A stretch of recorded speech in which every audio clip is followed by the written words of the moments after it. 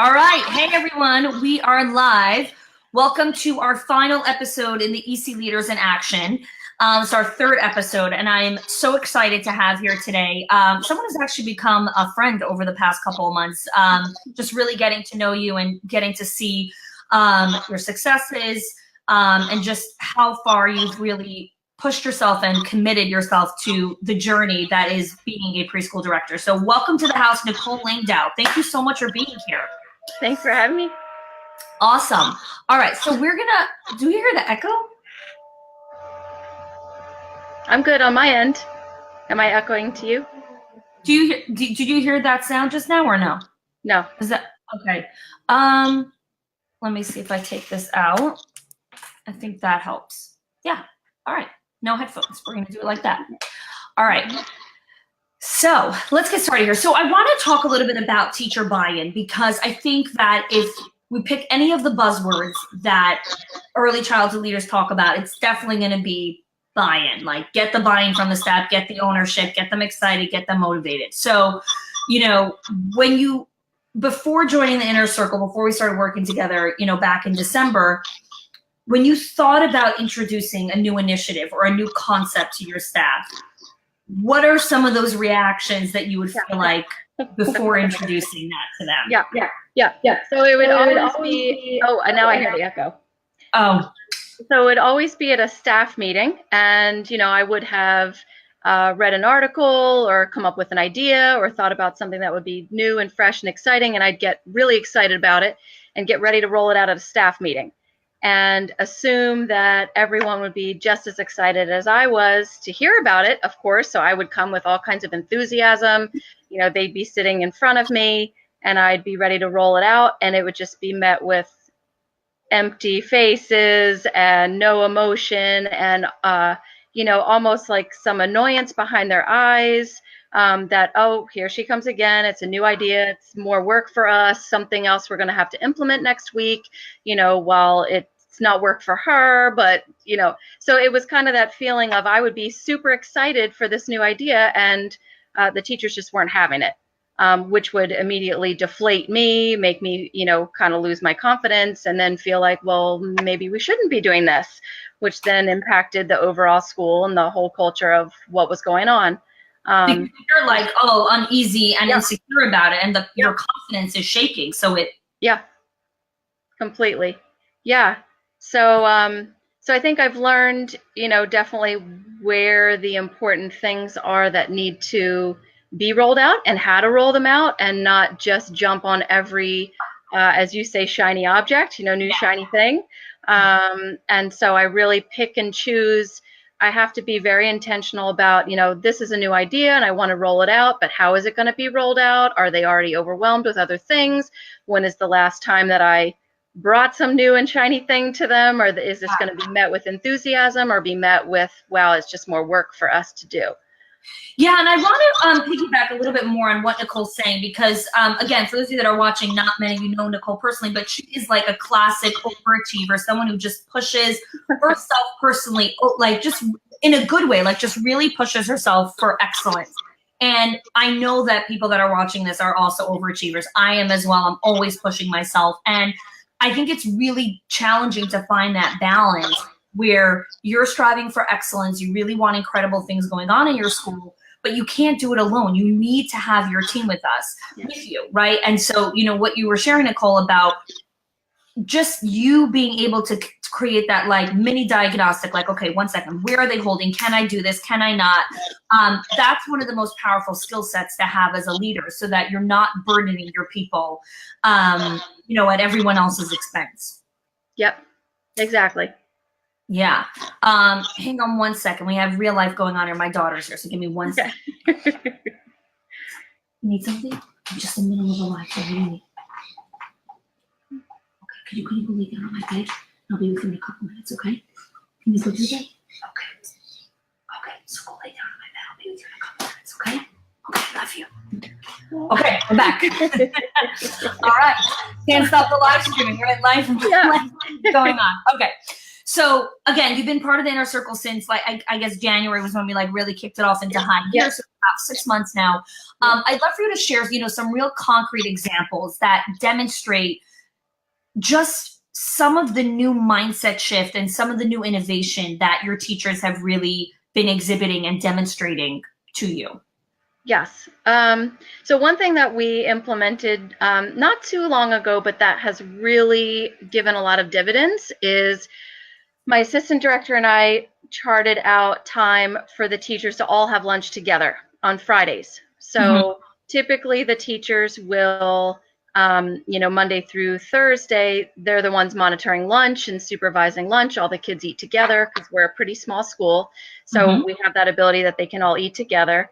But on Fridays, she and I supervise lunch so that all the teachers can sit and eat together. And it's been huge. They talk about whatever they want to talk about, their personal life, their classroom, personal, professional. They've started texting each other, and they do include me on the text, but they've started just socially texting each other, outside of work and kind of cheering each other on. They see each other as resources now, which we had asked.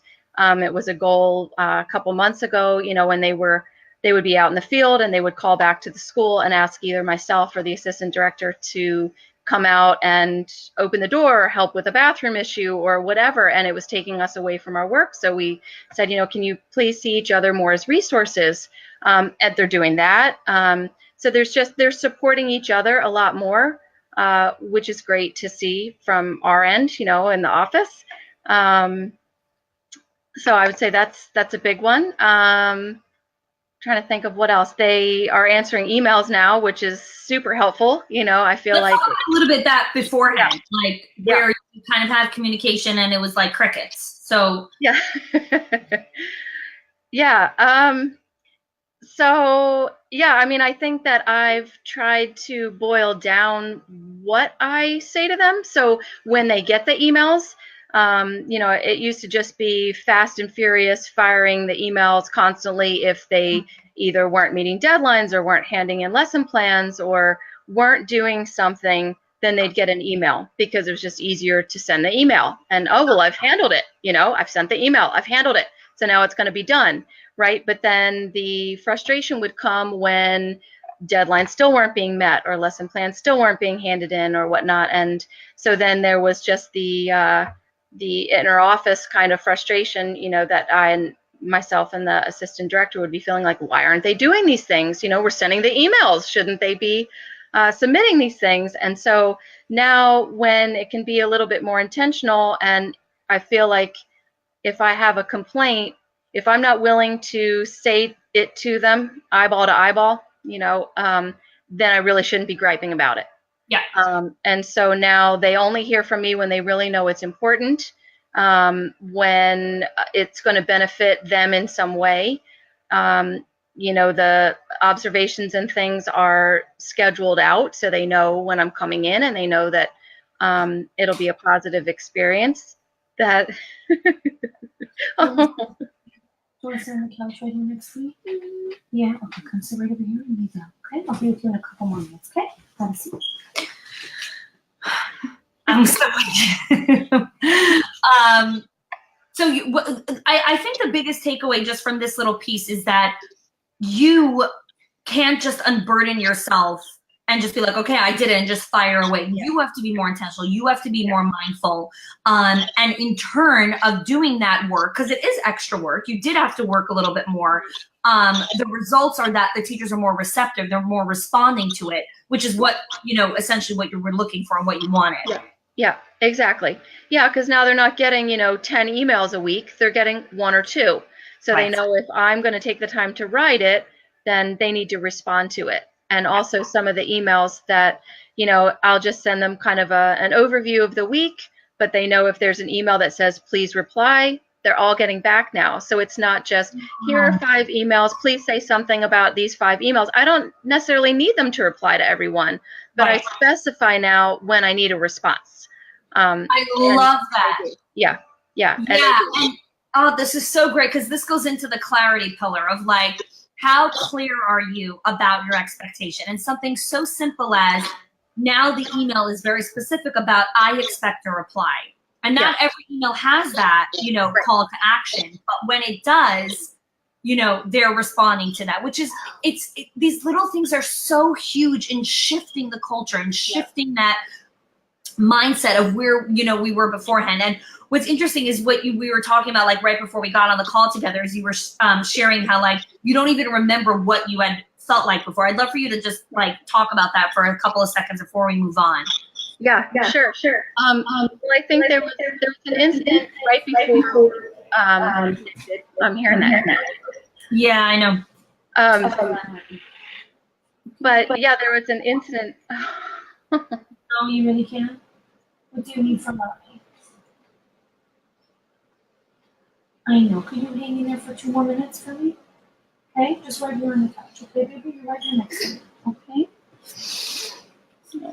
Yeah. You're wearing 2 hats tonight. I know, right? Dual at the same time. Yeah. You were so there was an incident, I think, right before, you know, coming into the inner circle, where there was a situation with a teacher, kind of like what we're talking about, you know, where things just weren't being done to the level of expectation that, you know, either I was hoping or the assistant director was hoping. You know, lesson plans weren't where they needed to be, lessons weren't where they needed to be, wasn't getting back on things, and we were just feeling super frustrated, and kind of complaining about it, you know, feeling frustrated, feeling angry, feeling like the accountability wasn't there. Why wasn't she just doing what we asked? You know, how hard is this? And, you know, just getting really bogged down in the complaining of why things weren't happening. And then when we shifted it around and felt like, well, if we're going to spend the time sitting here complaining, we need to go to her and make sure that she has what she needs in order to get these things in. Like, there must be something in the way of handing in the lesson plans. There must be something in the way, maybe personally, of not getting back to the emails. You know, does she know that we even expected a response? Is she feeling healthy? Is there something going on with her family? So now, you know, it's just, we've flipped it around so that the second that things aren't where we hope they would be, we jump in with empathy, as opposed to, well, she's not doing what we asked. Oh, I love this. You know, what is that all about? So it's really just flipped. And I think that the teachers have said that they feel that, you know, that now it's not just that they're getting barraged with a whole bunch of stuff, a whole bunch of forms to fill out, emails to respond to. You know, they're really sensing that we're more there as support for them, and we're their cheerleaders. I think also what flipped for me was letting go of my teacher self, really director self. You know, that was really hard, being a teacher for so many years and feeling like, well, but I've enrolled these children, so now I'm invested in these children. But really flipping it to know that I need to be invested in the teachers so the teachers can be invested in the children. So that's been huge. Yeah, the piece that I love more than anything what you said is that you shift the mindset. If I'm going to put so much energy to complaining, let me put the energy towards solving the problem and being part of the solution. And I think that that's huge. Like, even someone who's watching this and just makes that little mindset shift is so powerful, you know? Yeah. All right. So you still hear that crackling thing? It comes and goes. Yeah. All right. So when you meet with teachers now, you know, and you're setting new goals with them, and because, again, like, part of growing, you know, in your role as a director, growing within the inner circle, is we don't want to stay stagnant. Like, we want to constantly be growing. So, you know, we had that mindset shift, we had that breakthrough. So when you're meeting with teachers now, you're setting new goals. How are they responding to that? You know, most teachers don't really like being given, like, okay, here's your new goal list. Like, do this, you know? So how are they responding now? Tell me a little bit more about that. Yeah. So it's actually been pretty positive. My phone and we'll play. Okay. Okay. I'll see you in a couple minutes. You're going to be okay. You're going to be okay. It's okay. Just go to my bed and yes, as soon as I'm done. Okay, in 2 more minutes. Okay, I love you so much. For anyone that's watching, it's really fine. She's a little bit of a drama queen, so we're and she knows that I'm live, so she's really milking it right now. So I am just keeping myself together, and we'll take care of her after. But she's really okay, I promise. If she wasn't, I'd sign out. Okay. Let's talk about goal yeah, setting. so about goals. So I think it used to be, that they would hear, I'm coming in for an observation. This is your feedback, and it was just something for them to do, right? And it was my idea; it wasn't their idea. So, I would make comments about the observation and things that needed to be improved. But it really, again, we've flipped it now, so they know when I'm coming in. Then they're going to get a nice note afterwards that only talks about the positives, the positive things that I saw, really specific positives. And then the next day, then they set a time after the observation, after we're not in their space anymore. They come into my office, and then we talk about, feedback from the observation, and we kind of think of it as feed forward, not feedback. Like these aren't things that you're doing wrong. These are these are areas that you can grow. So I really get them talking and try to ask a lot more questions than just, I saw this, and this is what I'd like to see next time. It's not presented that way anymore. It's more, how do you think that it went? What would you like to work on for next time? They just have set goals for now the next, 30 days or whatever to get us to the end of the school year. And they made their goals together. So they made them at Friday lunch that they had together, all the lead teachers. They do that together like that? They did. Oh, that's so beautiful. Yep. Your suggestion, so I can't take credit for that. Oh, nice, but I love it. I love hearing that it's in action. Yeah. It's so beautiful. It was really powerful. So the lead teacher sat together, and then the support teacher sat together, and they each had, kind of like an umbrella theme to work under that made sense for each of their roles. And then we shared it out at a Friday staff meeting, and it was great. I mean, they built their goals together, and then when they shared them out, I really just listened and asked, is there anything that I can do to help you meet your goal? So it's more empowering them to be their own, professional, and their own, that they're developing themselves. And I'm just really there as a support. I'm there as their cheerleader. I'm there to give them, if they need, an article for inspiration, if they need something in that way, if they need me to come in and really just be a fly on the wall and then say what I've seen in regard to, if it's a student specific as their goal, whatever they need. But that's really where I'm coming from now. So it's more, I'm here to help you. I'm your cheerleader.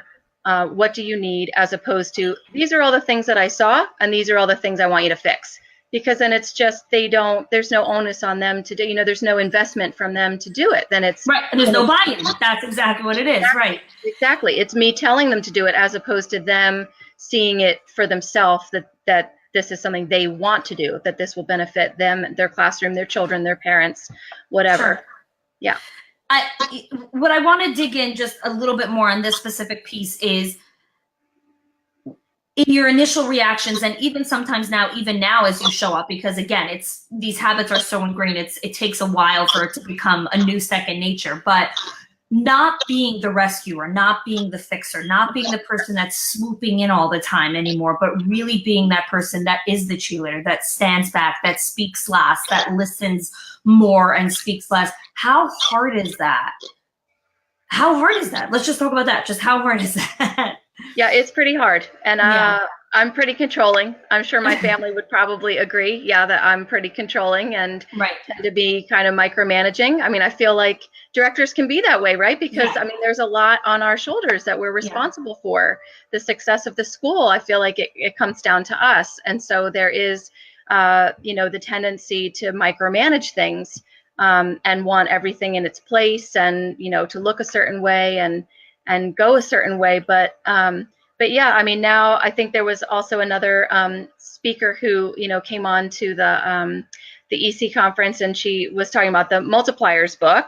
And she said that, when teachers have issues, that she thinks of it as a slanted desk. And so, they bring their problems, and yes, I'm listening, but ultimately they're going to roll right back to you. So that's been super helpful in the way that I respond to them, that I just listen. I am here to help. I will give you 5 different solutions if you want me to, but otherwise I'm just listening and helping you vent it out and come up with solutions on your own. Amazing. Amazing. And I really love that you recognize that it is still a challenge, because I think that and especially, if we're wired in that kind of way and we like to control things and we want things a certain way. But I love that you also acknowledge like the school is on your shoulders and there is so much at stake and it is really hard. But I think what's also inspiring is that it is possible to have what you want without all that control, like just like you're sharing right now. So I think that's, just what's so beautiful about doing the deep work and, and moving forward in that way. So I just want to end off in this piece in that I know that your mindset has changed a lot. Your teacher's mindset has changed. There's so much more collaboration. What do you think, how has it affected the overall culture that you really have this ownership, you really have this buy-in from the teachers? What is that feeling in the school different from than it was 6 months ago? Yeah, well, it's, first of all, a really positive place. I think, the teachers showed up before, but now they enjoy coming to work, that they support each other. They do things that are above and beyond what I would even hope or ask them to do. For example, we had a staff meeting last Friday and we were going to talk about a big topic and brainstorm together and try to create a school standard around, but as a team. And I had a teacher who created a PowerPoint to support the topic. And it didn't come from me. She had asked me, is this something that you would like for me to do? Because I'm invested in this topic. It was amazing. Even the parents, I think, feel it when they hang, outside after school. I had a parent say, hey, would you like me to weed the backyard for you while I'm just hanging out with my child? So it's like, everybody's just collaborating. It's the staff, and then it also flows to the teachers. Or excuse me, to the parents. Yeah. So yeah, it's very visceral. You can feel it. Everybody just seems happy and we're flowing, we're doing our thing. The kids are happy. They're, crazy 2, 3, 4, 5-year-olds, yes, but yes, like they should be, right? It's a happy crazy. Yeah. So it's really been, it's been great. It's So I'd love to wrap up with this. What would be your top action step for anyone that's watching this live or watching the replay? Again, in the inner circle, and me, I'm all about, action and results and transformation. So someone's watching, they're like, wow, that's incredible. That's so inspiring. I could never do that. I don't know how that would make sense. I'm way too much of a control freak. You don't know what kind of teachers I have. I have this situation. I have that situation. Everyone kind of brings their own baggage to the table, which is all, right in its own respect. What would be the first action step, or even the first two that you would recommend? Yeah, I would say a big turning point for me was being really honest with the teachers. If I'm frustrated, just owning that. If I feel like they've dropped the ball, just being really honest with that. Just saying, we need to, let's talk about this. That there was a situation, again, back in, right when I came onto the inner circle, where a teacher overheard me complaining about her, and I felt absolutely horrible. It was an absolute turning point, and I just owned it. I said, I'm embarrassed. I'm mortified that you heard that. Let's talk about why I was frustrated. And it completely turned it around. She is one of my top teachers that I can depend on now. She could have quit after that. Sure. But we really just owned it. She owned what she was doing. I owned what I was doing. And so I think just being really honest with your staff and getting to know them as people and seeing them as people, not just employees who are in classrooms, who are running the ratios or, holding down the fort. It's like they're people and they have feelings too, and they have lives too. And I know we all know that, but we, get bogged down in our day to day of just running our schools. And I think that would be probably the biggest, action is just to take, even 5 minutes to connect with them one-on-one, and say, how are things going? And to really want to know the answer, and just let them vent, that there are issues, and you don't have to take that on personally. You don't have to solve all of the issues, but just for them to feel like they're heard, I think is huge. And, to be, like I said, more of the cheerleader, to not feel like you have to control everything. You don't have to know all the answers, that they have ideas too, and just letting them have their ideas and run with it. to be okay with failure. We talk about that too a lot. Yeah. And what were your fails for the week? And that can be hard as a controlling person. Oh my God, it's hard. Yeah. Even right now, like 3 times being disturbed in a live stream, for me, that's like, oh my God, I don't have my shit together. Like my kids are waking up in the middle of the night. Yeah. It's not easy. Yeah. But again, I think it's like you were saying, it's the vulnerability to run this is real life, like, and just owning that piece also. I loved how you were able to turn something like the gossip or talking behind your back into something that ended up turning into connection instead of destruction. And I think that's so powerful. So anyways, for me, I think the biggest takeaway also is the honesty about taking those 5 minutes, the human side of the teacher. And also that it's a journey. This didn't happen overnight. This didn't happen the second you joined. It was consistently showing up, being part of the group, being part of the community, and really modeling what you want to see in your staff. You want your staff to communicate and collaborate. Are you showing up in that kind of way also? You want your teachers to be vulnerable and share. Are you doing the same thing? So being that role model at the same time as well is what creates, the whole piece together.